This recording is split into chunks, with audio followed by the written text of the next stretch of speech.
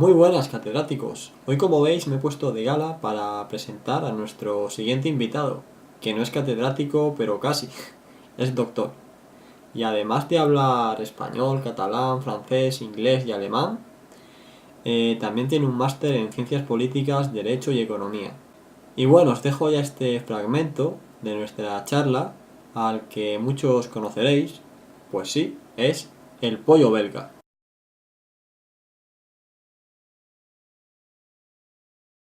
Vale, pues primera pregunta.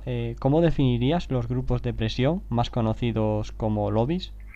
Bueno, pues los grupos de presión pues son grupos de interés. Por interés me refiero que tienen un cometido que es pues una agenda que tratan de establecer en el seno de una entidad pública o de una institución. Por grupo de interés me refiero a un grupo de personas que tienen por objetivo de convencer, sea un diputado, sea un economista, sea cualquier tipo de persona que esté en el medio de la política o que esté metida en el poder para hacer adoptar un tipo de medidas que estén a favor de su cometido. Por cometido, pues me refiero a objetivo. ¿Cuáles son para ti los más poderosos a nivel mundial? Actualmente en Europa, pues está Amigos de Europa, que es un gran lobby asiático que se dedica a unificar pues las relaciones comerciales con Asia. Es de los más influyentes, por lo menos para China y para otros países de Asia, pero por ejemplo a nivel mundial pues está en Estados Unidos los más conocidos, que son la NRA, la Asociación Nacional del Rifle, son los vendedores de armas, o si no están los lobbies del alcohol y los lobbies del tabaco, que son los que también están en Europa. Por ejemplo, Marlboro tiene su propio lobby, pero Marlboro, por ejemplo, está relacionado con otras entidades tabacaleras. Por ejemplo, tienes Camel y todo lo demás, pero es el grupo Philip Morris, por decirlo así. Tienes también Imperial Tobacco o Altadis en España, que aunque Altadis sea una empresa, pues tiene también su propio lobby para la regulación del tabaco. Y hablando un poco de los financieros, Los financieros también tienen sus lobbies, pero esos lobbies ya son un poco más secretos, por decirlo así.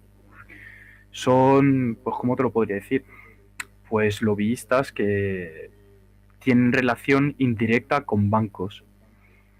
A lo mejor, pues a ver, ¿quién te podría yo nombrar que está metido en el lobbyismo de los bancos?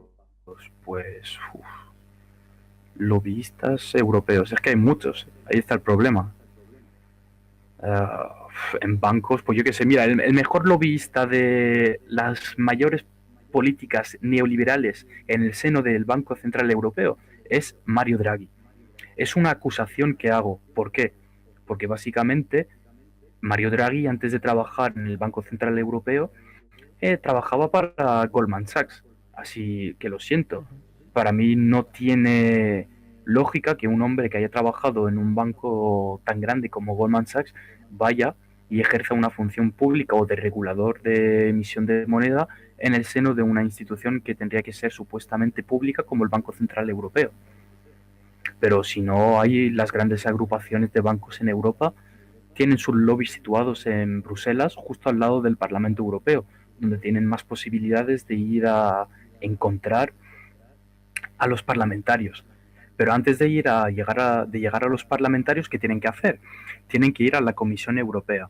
Y eso ya es otra institución. La Comisión Europea es un órgano de Europa que se dedica a escuchar las propuestas de los ciudadanos europeos, aunque sean lobbyistas o sean ciudadanos como tú y yo. Eh, Ella se encargará, una vez que se hayan recibido pues la documentación necesaria acerca de un proyecto, ella se encargará de transmitirlo al Parlamento Europeo, donde habrá una especie de comisión que se encargará de estudiar el proyecto y luego, pues claro, se repartirán entre los distintos parlamentarios. Pero normalmente, pues eso aparece en el orden del día, que tienen que ejercer los parlamentarios cuando van allí al Parlamento Europeo. esto nos enlaza con la siguiente pregunta, que sería ¿cuál es el poder real de estos lobbies dentro de las esferas políticas de cada país? Pues a ver, yo no puedo demostrar que la corrupción exista, porque son casos de presunta corrupción, porque son presuntamente inocentes. Se les acusa de algo que no se puede demostrar fácilmente a menos que nos vayamos a mirar sus cuentas en Suiza o en algunos otros bancos, o luego, una vez que hayan terminado su mandato, que terminen en puestos de alta responsabilidad, en cargos de empresas. Pero claro, el poder que tienen los lobbyistas dentro de las esferas políticas es que vienen a dar presión, vienen a comerte la cabeza, vienen a explicarte lo bueno que tiene, que tiene de dar tu aprobación acerca de un proyecto, aunque en realidad no sea bueno el proyecto, pero te van a comer la cabeza para que tú digas que sí al proyecto. Y claro, luego ya en lo que nos vuelve a llevar a la corrupción, pues si no estás de acuerdo, pues bueno, da igual. Si quieres, tú toma una maletita o un sobre con X miles de euros y haces lo que quieras. Ya está. Es lo que ellos llaman una contribución. Porque claro, si no es con dinero, ellos te proponen viajes o ir a centros de ocio, con los gastos pagados, claro está. No vayas a gastarte tu dinero. Ujú. ¿Y cuál es el papel, por tanto, que le queda a un presidente del gobierno? O sea, El, ¿qué presi- poder real tiene? el poder del presidente del gobierno, por lo menos en España, es sencillo. Él puede hacer o deshacer una ley a su antojo. Algo que él ha votado que sí, o mejor dicho, algo que haya decidido de hacer hace 4 años, puede venir 4 años después y deshacerlo. Lo que pasa es que tiene que haber su voluntad. Pero claro, el problema al que nos encontramos es, ahora que vivimos en una economía tan liberalizada y que somos súbditos de los mercados, por decirlo así, y intento no entrar de una forma conspiranoica, pero por lo menos lo voy a decir de una forma clara, es que básicamente tú imagínate al presidente del gobierno queriendo hacer políticas sociales que vayan a favorecer y a fomentar la economía española, pues tú imagínate un banquero como Warren Buffett o... ¿Quién más hay? Vamos a quedarnos en Warren Buffett, que es el más conocido de todos. Pues Warren Buffett, si le da la gana de llamar a Mariano Rajoy y le dice, oye, mira, te voy a bajar la prima de riesgo, voy a decir y lanzar el rumor de que no es bueno invertir en España. Pues entonces, pues Mariano Rajoy se queda así temblando. Pero claro, normalmente tiene ese poder de poder hacer y deshacer las cosas que él quiera. De hecho, en la investidura de Mariano Rajoy, en su primera investidura, lo primero que dijo fue, ahora voy a poder hacer lo que yo quiera. Pero claro, no pudo hacer todo lo que él quería porque ese hombre pues percibía las amenazas o las llamadas indirectas o indiscretas de ciertas personalidades del mundo de las finanzas. Que habían amenazas, no lo puedo demostrar, pero que habían formas de presión de los bancos hacia los gobiernos, diciéndoles que iban a bajar las calificaciones o las primas de riesgo hacia esos países. Seguro que sí. Yo lo haría si fuera banquero central. De hecho, otra cosa que no nos permite hacer el sistema actual es que al estar dentro del euro, pues no podemos hacer las políticas que nos interesen, las políticas monetarias por lo menos. Por ejemplo, para explicarlo de una forma más sencilla, en la época de la peseta, por ejemplo, pues si queríamos invertir en agricultura, en ganadería o en pesca, pues básicamente al Banco Central Español pues se le decía lo siguiente, o sea, al Banco Nacional, o al Banco Español, bueno, se le decía, vamos a imprimir X millones de pesetas para repartirlo entre dicho sector para que se puedan fomentar ese tipo de economías. Luego ya, claro, si entraba en lo que son los balances de riesgo y todo lo demás es otra cosa, pero bueno, se podía hacer ese tipo de políticas. Ahora, pues no podemos hacerlo. ¿Por qué? Porque si al señor Mario Draghi no le da la gana de apretar al botón de imprimir billetes, pues no se pueden favorecer ese tipo de políticas. Pero claro, al mismo tiempo se preserva ¿cómo se dice? El valor del euro. Pero bueno, lo que yo quisiera decir que es una tontería, o por lo menos una de dos, o Mario Draghi está compinchado con Warren Buffett, o no sé con qué otra entidad, es que básicamente las políticas sociales que podríamos hacer hoy en día no las podemos hacer. Y lo raro y curioso es que ese botón de imprimir dinero se utilice para rescatar a bancos, se utilice también para, ¿cómo te lo podría decir? Para invertirlo en políticas que no son especialmente productivas para la ciudadanía, en políticas que no permiten fomentar un estado de bienestar mayor. Por lo tanto, Hubo, ¿sí? no, sí que hubo una entrevista entre Mariano Rajoy y el follonero de Salvados en el que Rajoy empezó a insistir en que él había mantenido la soberanía nacional intacta. Y le dijo el follonero, ¿pero qué pasa? ¿Que ha tenido presión por parte de grandes banqueros para que esto no fuera así? Y dijo Rajoy, no, no, no, no, no lo han intentado porque sabían que no iban a poder. Y le dice el follonero, pero lo intentan. Y dijo Rajoy, no, no, precisamente porque saben que no pueden con España, no intenta nadie meterse en nuestros asuntos. Pues Y yo se eso quedó no me tan lo pancho. creo. Yo eso creo que es una falacia y una mentira como una casa. Yo lo siento, a lo mejor no lo han hecho a él, no se lo han hecho a él directamente, pero básicamente a través de las agencias de calificación y todo lo demás se puede hacer presión sobre un gobierno. Basta con que una empresa como Deloitte o yo qué sé, como las 4 grandes agencias de contabilidad del mundo se pongan a manipular sus datos bajo la llamada de un banquero central o de un gran banquero en el mundo de las finanzas. Y claro, una vez que se modifican ese tipo de números, pues las agencias o por lo menos la administración del presidente del gobierno que ve ese tipo de cosas dice, ay jefe, mire, dicha entidad nos ha bajado la calificación y ahora pues ahí habrá menos inversión y todo lo demás.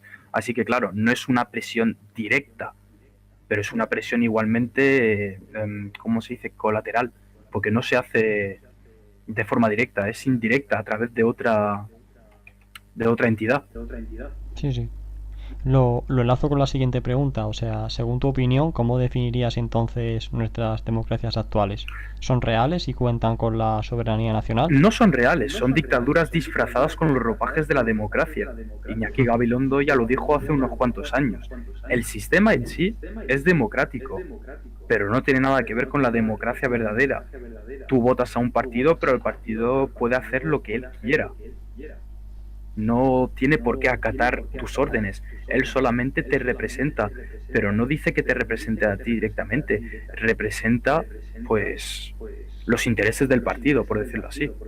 Y eso pasa con todos los partidos. Ujú. Habría, ¿Y bueno, no, no, que hacia dónde crees que vamos entonces con este sistema? pues, hacia mayor liberalismo. Simplemente vamos a ir hacia un mundo en el que el Estado intervendrá muchísimo menos en nuestras vidas, a lo mejor interferirá en los asuntos penales y algún que otro, ¿cómo te lo podría decir? Algún que otro asunto de regulación. En plan, vamos a hacer una ley que, yo qué sé, para que la gente pueda llevar un gorro todos los sábados, por decirlo así. Pero si no, no podrán dirigir nada. España solamente, en el peor de los casos, con ese pleno liberalismo que se está aplicando en la regionalización europea que estamos viviendo hoy en día, pues básicamente se va a quedar en 2 sectores, que por lo menos serán públicos y no estarán en manos de manos privadas. Será el sector de la justicia y el sector de la policía, o sea, el sector jurídico, en el peor de los casos. O sea, la justicia es el jurídico, pero la policía es lo que es la seguridad nacional, nada más. Y aún así, creo que en ese momento, pues las empresas privadas que harán, les propondrán coches a los policías y todo lo demás, de forma gratuita, pero a cambio pedirán compensaciones. Por lo tanto, iremos hacia un mundo todavía más desigual. Una sociedad en la que da igual que tú seas o que hayas trabajado X tiempo, tendrás una pensión mísera por las cotizaciones de, no voy a decir de mierda, pero por las míseras cotizaciones que has tenido y cómo habrás cotizado. Porque básicamente ahora lo que está de moda es hacer la pensión privada, un plan de pensión privada para más tarde. Porque así el Estado no te tiene que garantizar una pensión dentro de 40 años, porque te la habrás preparado tú mismo. Son formas de política, pues, las cuales yo opino que no son realmente buenas, pero luego ya entramos en temas de la intervención del Estado en los salarios, la intervención del Estado en la regulación de las cotizaciones, de un montón de cosas, del IRPF y todo lo demás. A lo mejor te pongo ya con esta última pregunta en un aprieto, pero para ti, ¿cuál sería un sistema, el mejor sistema posible, ¿no? Para nuestra sociedad actual, desde tu punto de vista? Uf, es que es muy complicado porque, a ver, se podría tener la democracia directa, pero el problema es que dicha democracia debería estar organizada en comunas o por lo menos a pequeña escala. No se puede aplicar a 47 millones de personas ese tipo de democracia. Pero lo que sí que podría funcionar en España sería la democracia participativa, lo cual pues es muy bueno, porque implica que la gente participe realmente y implica que haya una representación real de las masas en el seno del Estado. Es decir, que lo que la gente votará, pues sí, será votado, pero al mismo tiempo que la gente tiene derechos, tiene obligaciones. Tendrá la obligación de informarse acerca de la política, tendrá obligación de interesarse por cómo funciona la economía, tendrá un montón de obligaciones. Las tiene ya actualmente. Lo que pasa es que, como vivimos en una democracia representativa, pues decimos, bueno, pues como ya hemos votado al PP y él, al PP o al PSOE o al que sea, le hemos votado, pues él mismo va a defender nuestros derechos y nuestra soberanía nacional, cosa que no es el caso actual, porque simplemente, como ya decíamos, este tipo de democracias obedecen a los intereses del partido y no a los intereses nacionales. De hecho, los partidos liberales, aunque sean conservadores, los partidos liberales en sí siempre han estado por la desigualdad y por la desintervención del Estado en los asuntos económicos. Por ejemplo, los estados sociales siempre han estado siempre más por la regulación de todo dentro del Estado. Por lo tanto, una de dos, o entramos en un sistema socialista que se encarga de todo, pero que al mismo tiempo puede arruinar el país, o podemos entrar en un sistema liberal que al mismo tiempo que arruina el país genera todavía más desigualdades y al mismo tiempo es más pasota, por decirlo así. Pero el mayor problema al que nos vemos confrontados hoy en día es el pasotismo de las élites de los partidos, el cómo se lavan las manos. Y claro, eso es lo que genera todas esas desigualdades y en lo que concierne pues mi visión del mundo sería la anarquía. Pero el problema es que la gente percibe mal la anarquía, no se informa de cómo es la anarquía y de cómo ésta se ejerce. Por ejemplo, la gente se imagina que la anarquía es quemar coches por la calle o romper tiendas. No, es cierto que la anarquía necesita de autorregulación de los individuos, pero al mismo tiempo la anarquía es el orden sin autoridad, por lo tanto no se necesita policía, se necesitan individuos autodisciplinados que puedan autorregularse ellos mismos. Lo que la gente asocia a la anarquía hoy en día es la anomía, es el desorden, donde puede haber autoridad, pero al mismo tiempo cada uno ejerce una especie de autocracia. Y es decir, que cada uno se toma el orden y se lo pasa por donde le da la gana. Puedes ir a quemar coches, puedes ir a romper tiendas, puedes ir a violar cualquier persona, si te da en gana. Por lo tanto, para mí lo mejor sería la anarquía. Pero bueno, el problema es que vivimos en un mundo en el que no todo el mundo puede ser como yo, o mejor dicho, no puedo hacer que todo el mundo sea como yo lo veo, porque también a veces soy perezoso y reconozco que necesitaría de la democracia para vivir tal y como lo estoy haciendo hoy en día. Y claro, la democracia sigue siendo uno de los mejores sistemas, no es el mejor, pero por lo menos es el sistema que permite que la gente pueda vivir su vida tranquila. Por lo tanto, la democracia, una de dos, o directa en el sistema actual se podría ejercer, pero claro, no tendríamos un Estado nacional unitario, tendríamos un Estado fragmentado en distintas autonomías, cosa que ya es hoy en día el caso, pero volveríamos al problema de la centralización del poder, porque en ese tipo de democracias a gran escala el poder debería estar descentralizado. Podría haber una Asamblea Nacional de Representación, pero el poder último sería el de la descentralización. Y en ese tipo de casos entraríamos de nuevo en una especie de democracia participativa. Pero bueno, el mejor de los planes siempre será la democracia directa. Pero claro, la gente tiene que entender en qué tipo de sistema vive. Y claro, el problema no es lo que yo quiera, sino lo que más le convenga a la gente. Yo no puedo decir que la democracia directa sea lo que mejor le convenga a la gente, porque a lo mejor hay gente que va a entender por democracia directa que justo en el momento en el que haya una desigualdad o que lo perciba como una desigualdad, todo el mundo puede ir a quemar el Parlamento, aunque no sea una desigualdad la que se haya generado. Por lo tanto, en España lo que yo recomendaría sería la participativa. Pero claro, deberíamos cambiar el sistema de educación pública, deberíamos cambiar un montón de cosas. Y ahora mismo, pues las políticas europeas no lo permiten. Si tuviésemos a lo mejor la posibilidad de volver a emitir nuestra propia moneda, sería posible. Pero viviendo en una unión económica asimétrica que es la Unión Europea, en plan no podemos comparar España a Grecia o Grecia a Italia, Irlanda a Inglaterra, y esos países no se pueden comparar entre sí. Pero si hubiese una unión política en la que todos los países tuviesen la misma regulación acerca del mercado del trabajo, la misma regulación en materia de educación, la misma regulación en materia de esto, de lo otro y todo lo demás, pues se podría llegar a un mundo más igualitario, en el que las comunidades autónomas no se hicieran la competencia entre sí por la mejor fiscalidad y todo lo demás, y habría, no puedo prometer que haya más igualdad, pero por lo menos habrían menos desigualdades, visto que tendríamos la misma regulación. Pero claro, una vez más sería a los ciudadanos a echarle un ojo a los políticos, como hacen en China. Ya sé que no es el mejor de los ejemplos, pero en China, por ejemplo, son más activos a la hora de detectar la corrupción acerca de los políticos. Por ejemplo, miran que comparan que con el sueldo de un político, no es normal que un político cobrando, por ejemplo, 3.000 euros al mes, se pueda comprar un reloj de 20.000 euros. No es lógico, a menos que trabaje durante 6 meses ahorrando para comprárselo. No es lógico. Y en China eso se castiga. En España, pues deberían quitar a lo mejor la presunción de inocencia de las personas, pero el caso es que ya no se defendería el Estado de pleno derecho por lo de la presunción de inocencia. Y claro, causaría muchísimos dolores de cabeza a los legisladores y demás.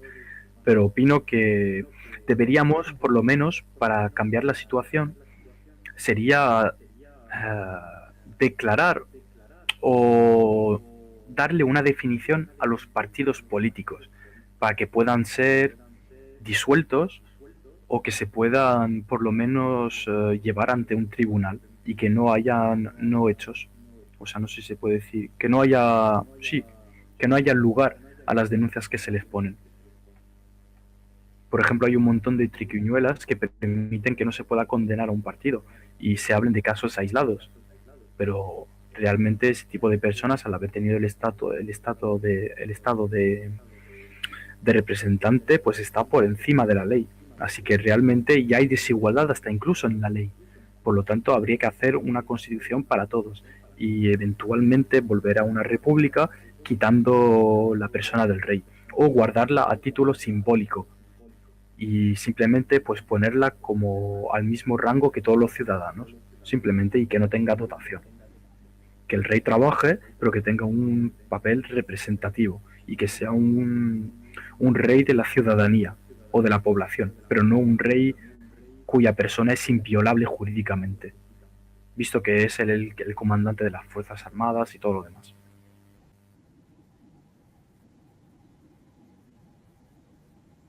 Uf, hay un montón de cosas, pero no tienen nada que ver con eso. Yo estoy, como bien lo decía, yo estoy más a favor de la anarquía, pero la gente tiene que leer muchísimo y tiene que entender que, por ejemplo, la anarquía no puede ser posible sin el comunismo y que el comunismo no puede ser posible sin el socialismo. Ya está.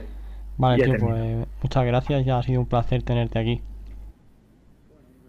Bueno, no he respondido a todo correctamente porque, bueno, me he dejado un poco llevar por la emoción, pero ya está. Muchas gracias a ti.